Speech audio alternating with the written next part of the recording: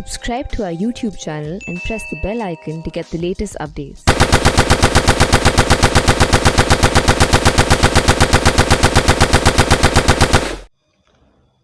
नमस्कार, सत श्री अकाल। मैं आपका दोस्त और होस्ट S1 और आज हम बात करेंगे जो कल एक इंसिडेंट हुआ है पाकिस्तान के अंदर जो नवाज़ शरीफ से रिलेटेड है। बेसिकली हुआ क्या, नवाज़ शरीफ को ऑनलाइन स्पीच देनी थी अपनी एक आसमा जहांगीर की कॉन्फ्रेंस में, लेकिन कुदरत का करिश्मा ये हुआ कि उनका नेट बंद कर दिया गया। मैं इसलिए बोल रहा हूँ कि वो 100% श्योर है कि नेट बंद ऑन पर्पस किया गया। आसमा जहांगीर के कॉन्फ्रेंस के अंदर जो उनके इंफॉर्मेशन ब्रॉडकास्टिंग मिनिस्टर हैं फवाद चौधरी, उनका भी स्पीच था, लेकिन उन्होंने ये कह के मना कर दिया कि वहाँ पर तो कोई एक ऐसा शख्स स्पीच देने वाला है जिसके नाम पर वारंट निकला हुआ है और जो मुजरिम है, मैं वहाँ पर उस स्टेज के साथ उस स्टेज को शेयर नहीं कर सकता। ये फवाद चौधरी को कौन समझाए ये कि उसकी औकात नहीं है नवाज़ शरीफ के सामने खड़े होने की। नवाज़ शरीफ के ऊपर जितनी भी तोहमत लगी हों, जितने भी इल्ज़ाम लगे हों और उनके रीज़न क्या रहे हों, वो एक अलग पूरा का पूरा टॉपिक है। लेकिन नवाज़ शरीफ के सामने फवाद चौधरी क्या है, नील बटा सन्नाटा। तो अच्छा ही किया उसने वहाँ पे नहीं गया, नहीं तो बहुत बेइज्जती होती उसकी। वैसे तो इज्जत है नहीं भाई की, लेकिन फिर भी चलिए। तो आसमा जहांगीर की जो कॉन्फ्रेंस थी उसके अंदर नवाज़ शरीफ का स्पीच था और उन कॉन्फ्रेंस वालों की तरफ से जो ऑर्गेनाइज़र थे उन्होंने कहा कि हम टाइम को अभी डिस्क्लोज़ नहीं करेंगे, उससे पहले की बात है, क्योंकि उनको पहले से ही थ्रेट आ रही थी कि यह कॉन्फ्रेंस होने नहीं दी जाएगी, क्योंकि सबको डर है नवाज़ शरीफ की स्पीच नहीं होनी चाहिए, क्योंकि पाकिस्तान उनको आज भी सुनता है। और ख़ासकर जब उनका कंपैरिजन किया जाए इस इमरान खान नियाज़ी से, जो कि इलेक्टेड नहीं, एक सिलेक्टेड प्राइम मिनिस्टर है, ISI के बलबूते पर फैज़ हामिद की सपोर्ट से जो आज सीट के ऊपर बैठा हुआ है, तो उसके मुकाबले में नवाज़ शरीफ तो बहुत ही ज़्यादा सुलझा हुआ इंसान है। ठीक है, हर एक के दामन पर कीचड़ होता है, पॉलिटिशियंस कोई भी दूध के दूल्हे नहीं है, लेकिन हम उसको अभी एक साइड में रख के अगर हम सिर्फ कंपैरिजन करें कि नवाज़ शरीफ क्या और इमरान खान क्या, तो असल में हुआ क्या कि नवाज़ शरीफ साहब का स्पीच था, कॉन्फ्रेंस के जो वो थे आपके ऑर्गेनाइज़र, उन्होंने कह दिया कि अब तो हम आपको टाइम नहीं बताएंगे, क्योंकि उन्हें डर था कि कोई ना कोई प्रॉब्लम होगी। लेकिन चलिए, उन्होंने कहा हमने फिर भी इसका सॉल्यूशन ढूंढ रखा है। और वो सॉल्यूशन क्या था? सॉल्यूशन ये था कि एक नवाज़ शरीफ ने एक इमरजेंसी इंटरनेट पैक ले रखा था ताकि वो उनसे कनेक्ट कर सके। लेकिन कहानी कहाँ हुई, जब नवाज़ शरीफ का जो स्पीच का टाइम था उससे पहले शायद सबकी स्पीच हो चुकी थी, वो सबकी स्पीच ख़त्म हो चुकी थी, तो सब लोग जाने की तैयारी कर रहे थे। तो वहाँ पर जो ऑर्गेनाइज़र थे उनमें से किसी ने आके माइक पे बोला कि आप थोड़ा वेट कीजिए, एक बहुत ही अहम शख्स का अब वो आने वाला है स्पीच। तो सबको समझ में आ गया कि अब नवाज़ शरीफ बोलेंगे। तो लोग बैठ गए और वेट करने लगे। उसके बाद नवाज़ शरीफ ने लंदन बैठकर वहाँ से कनेक्ट करने की कोशिश करी, लेकिन नेट उसी समय एन मौके पे इंटरनेट की सेवा पूरी की पूरी ब्रॉडबैंड, लैंडलाइन और मोबाइल सर्विसेज डाउन हो गई। तो थोड़ी परेशानी हुई, उन्होंने मुश्किल से आधा मिनट भी नहीं बोला, उसके बीच में ये हो गया कांड। उसके बाद फिर काफ़ी कोशिश की उन्होंने, और अपना जो इंटरनेट का पैक उन्होंने लिया हुआ था इमरजेंसी का वो भी ट्राई किया, लेकिन सब कुछ उन्होंने ब्लॉक कर दिया, क्योंकि ऐसा तो हो नहीं सकता कि ISI का या PTI का कोई आदमी उस भीड़ के अंदर ना बैठा हो सुनने के लिए, जिसने फ़ोन करके वहाँ पे खबर पहुँचाई कि वो तो इमरजेंसी पैक यूज़ कर रहे हैं, उसको भी ब्लॉक कीजिए। तो वो VPN जो भी कहानी थी वो बंद करवाया गया, वो बंद हो गया। उसके बाद लोग फिर बैठे रहे, फिर थोड़ा टाइम और निकला, 10-15 मिनट के बाद फिर अल्टीमेटली नवाज़ शरीफ का फ़ोन कॉल आया और उस फ़ोन कॉल को माइक के आगे लगाकर फ़ोन को उस हिसाब से उन्होंने अपनी स्पीच कंप्लीट करी। चलिए, ये कहानी तो यहाँ तक की ठीक थी, लेकिन इसका जिम्मेवार कौन है? फ़ौज, ISI या PTI की गवर्नमेंट? देखिए, बिना फ़ौज की मर्ज़ी के, बिना ISI की मर्ज़ी के तो पत्ता भी नहीं हिलता है पाकिस्तान में। तो हो सकता है वो शायद इन्वॉल्व ना हो, लेकिन उन्होंने इस चीज़ को अपोज़ भी नहीं किया। तो ये PTI की तरफ से हुआ है कांड।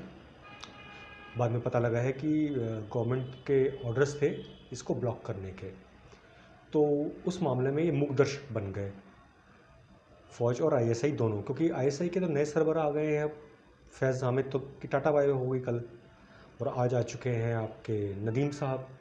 अब नदीम साहब तो बाजवा जी के हैं और अगेंस्ट हैं इमरान खान। तो कहानी तो सुनने में ये भी आ रही थी कि 19 तारीख या 20 तारीख को इमरान खान को घर भेज दिया जाएगा, लेकिन अल्टीमेटली बाजवा साहब ने सोचा, उन्होंने थोड़े से सेक्युलर टाइप के तानाशाह है ना, मतलब अलग, थोड़ा उनका अलग हिसाब किताब है, नॉट एग्जैक्टली लाइक मुशर्रफ, वो थोड़ी उनकी सोच अलग है। वो हमेशा कहते हैं कि मुझे डेमोक्रेसी में बिलीव है, और उनका एक रीज़न भी है क्योंकि उन्हें पता है कि इस बार कूप किया, अगर मिलिट्री कू इस बार हुआ तो जो थोड़ा बहुत दाना पानी बाहर से आ रहा है, जो थोड़े बहुत डॉलर आ रहे हैं वो भी बंद हो जाएंगे। चाइना तो कुछ देता नहीं है, अमेरिका ने अपने वैसे ही हाथ खींच रखे हैं, यूरोप भी पीछे हट रहा है, इंडिया से इन्होंने मुसीबत मोल रखी है, तो बच्चा क्या, जो थोड़ी बहुत एड्स वगैरह आती हैं बाकी कंट्रीज़ से वो भी बंद हो जाएंगी। तो इसलिए उनका कू तो करना नहीं, तो इनको पॉलिटिकली इनकी ऐसी तैसी फेरी जाए डेमोक्रेसी का सहारा लेकर अंडर द लॉ। तो उसकी तैयारी चल रही है। वो तैयारी क्या है वो अभी आपको मैं बताता हूँ डिटेल में। तो असल में हुआ क्या, इमरान खान ने जिस तरह से अपने आप को सोचा कि मैं बहुत हैंडसम हूँ, मैं बहुत पॉपुलर हूँ, कान का कच्चा है ना वो, उसे कान में भर दिया लोगों ने कि सर आप तो हैंडसम है, आपने वर्ल्ड कप जीता है, आपके आगे फ़ौज क्या है, फ़ौज का जर्नल क्या है, आपसे बड़ा कोई हो नहीं सकता। तो उन्होंने आंखें दिखा दी बाजवा साहब को। जो पूरा इंसिडेंट हुआ, जब ये आईएसआई का चीफ बदलने की बारी आई और जब फैज़ हामिद को पेशावर कोर कमांड में भेजने की तैयारी हुई, तो उसके बाद वहाँ से कहा गया कि हमें लिखित में चाहिए, 3 नाम चाहिए, रिटर्न में दीजिए, उसके ऊपर हम फैसला करेंगे। तो इन्होंने अपना थोड़ा वज़न दिखाने की, वेट डालने की कोशिश करी। बाजवा साहब को समझ में आ गया कि भाई इसको पालकर गलती करी, ये अच्छी ब्रीड का कुत्ता नहीं है, ये तो हमें को काटने को दौड़ रहा है, इसका इलाज कुछ करना पड़ेगा। तो उन्होंने इलाज सोच, तो 2 मिनट लगेंगे मिलिट्री कू होने में, कितनी देर लगती है वहाँ पर पाकिस्तान में, 2 मिनट का काम है। लेकिन वो इस बार नहीं करने वाले। इस बार उनकी तैयारी है पूरी की पूरी, क्योंकि आईएसआई फैज़ हामिद तो जा चुका है और उन्होंने एक अपना बंदा पाल रखा था, अब्दुल्ला, रिटायर्ड जनरल। उसका काम था कि लोगों के फ़ोन टेप करना, ईमेल चेक करना और लोगों को धमकी भरे फ़ोन करना और समझाना किसको वोट करना है, किसको वोट नहीं करना है।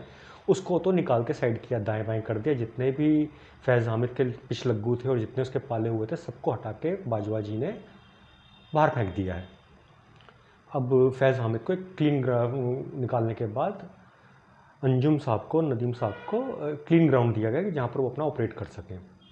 तो जहाँ तक बात रही फ़ौज और आईएसआई का नहीं बोलने का, इस बार जो सीन हुआ है ये नेट बंद करने का, उसका एक रीज़न है क्योंकि अंदर के खाते में ये तैयारी हो चुकी है कि अगला आने वाले जो हैं वो नवाज़ शरीफ ही हैं, नवाज़ शरीफ की पार्टी है। हो सकता है नवाज़ शरीफ खुद ना बने इस बार, शायद मरीम नवाज़ को बना दें अपनी बेटी को, या शाहबाज नवाज़ को बना दें अपने भाई को पीएम, लेकिन वो आने वाले हैं, उसकी तैयारी पूरी हो चुकी है।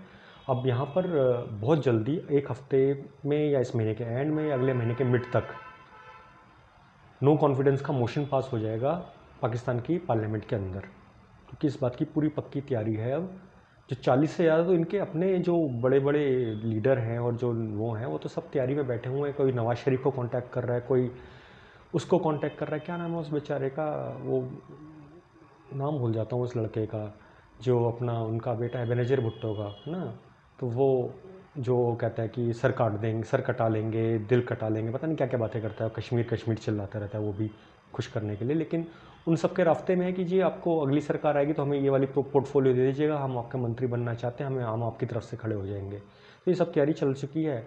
अब नो कॉन्फिडेंस का मोशन आएगा तो इमरान खान का जाना तय है। अब गिनती के दिन बचे हैं, तो गिनती के दिन बचे हैं। अब होना क्या है, अब होना ये है कि इमरान खान साहब की तैयारी है। अब बेगम बुशरा, जो पिंकी, छोटी पिंकी वाली वो हैं जो जादू टोने करती हैं, वो भी नहीं उनको बचा पाएंगी, क्योंकि अब तो उनका काम ख़त्म है। नियाज़ी को समझ में आ जाना चाहिए कि भैया इस तरह से दुनिया नहीं चलती है जिस तरह से उसने चलाई थी। लेकिन हमारे लिए तो अच्छा था, वो इंडिया के लिए बहुत बढ़िया था। वो इंडिया के लिए उसने इतना फेवर किया है इमरान खान ने कि जितना कोई कर नहीं सकता है उससे। हम तो चाहते हैं अगले 15-20 साल भी प्राइम मिनिस्टर वही रहे, लेकिन प्रॉब्लम क्या है कि वो खाली पाकिस्तान का नुकसान नहीं कर रहा है ना, उसने अपने पाँव इतने फंसा दिए कि वो आसपास में भी नुकसान कर रहा है, जियोपॉलिटिकल स्टेटस को डिस्टर्ब कर रहा है। कोई बड़ी बात नहीं, उसके राज के अंदर तालिबान या टीटीपी और ये जितने भी हैं उल्टे सीधे जैश ए मोहम्मद और लश्कर तैयबा, इनके हाथ में वो छोटे छोटे इन्होंने पाव भर के जो न्यूक्लियर बॉम्ब बनाए हैं वो इनके हाथ लग जाएँ, है ना। तो कोई भरोसा नहीं है, तो इसका जाना ही ठीक है। वैसे तो शायद कोई उम्मीद की किरण आगे चले उम्मीद की किरण के नाम पर वो याद आया, वो यूपीए के टाइम पे चला करती थी, पाकिस्तान से आंटियाँ आया करती थी और यहाँ पर हनी ट्रैप हुआ करता था।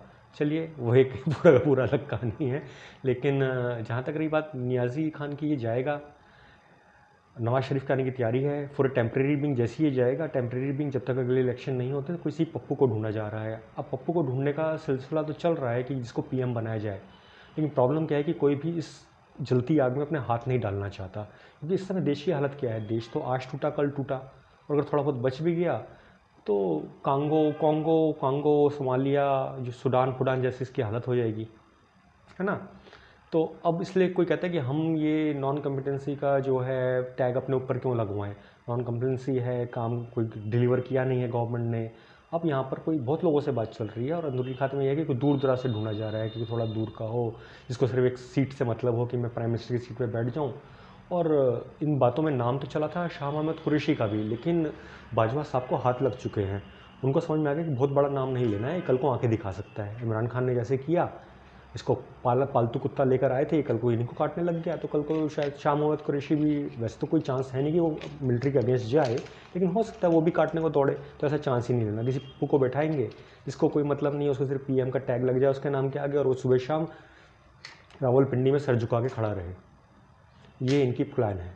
अब ये प्लान कितनी जल्दी पूरी होती, कैसे होती है देखते हैं, लेकिन ये बात पक्की है कि ये होना है, ये तय है, क्योंकि अपनी कब्र तो इमरान खान ने खुद खोदी और उसके लिए जो फावड़ा था वो देने का काम किया, कुदाल और फावड़ा देने का काम किया ये फवाद चौधरी, और ये क्या नाम है उसका, इनका इंटीरियर मिनिस्टर है ना, वो इनके काम है। इन्होंने फावड़ा कुदाल पकड़ा दी और जो थोड़ा बहुत बचा थोड़ी मिट्टी बची थी वो बेगम बुशरा ने डाल दी इनके ऊपर। अब इन सारी बातों का आखिरी में जो समरी निकल कर आती है वो यही है सर, पाकिस्तान लिटरली राम भरोसे है।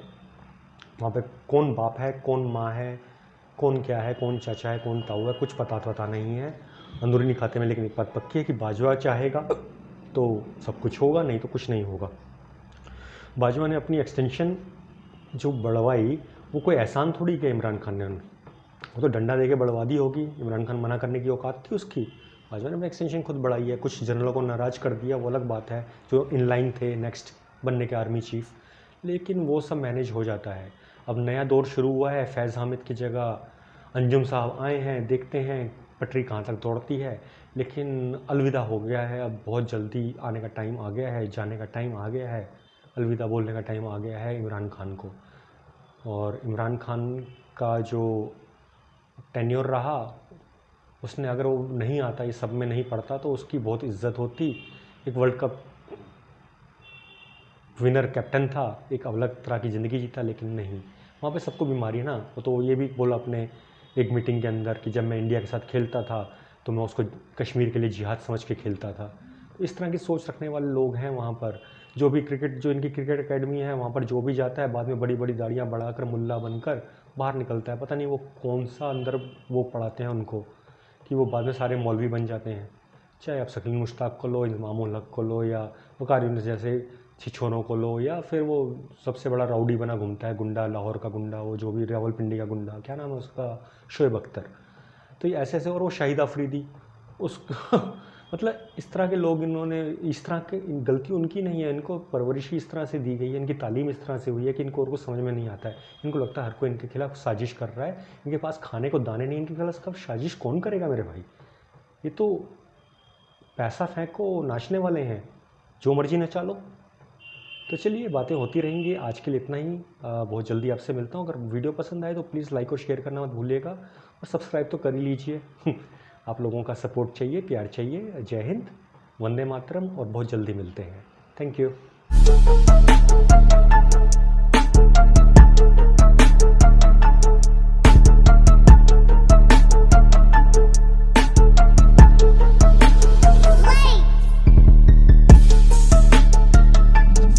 Subscribe to our YouTube channel and press the bell icon to get the latest updates.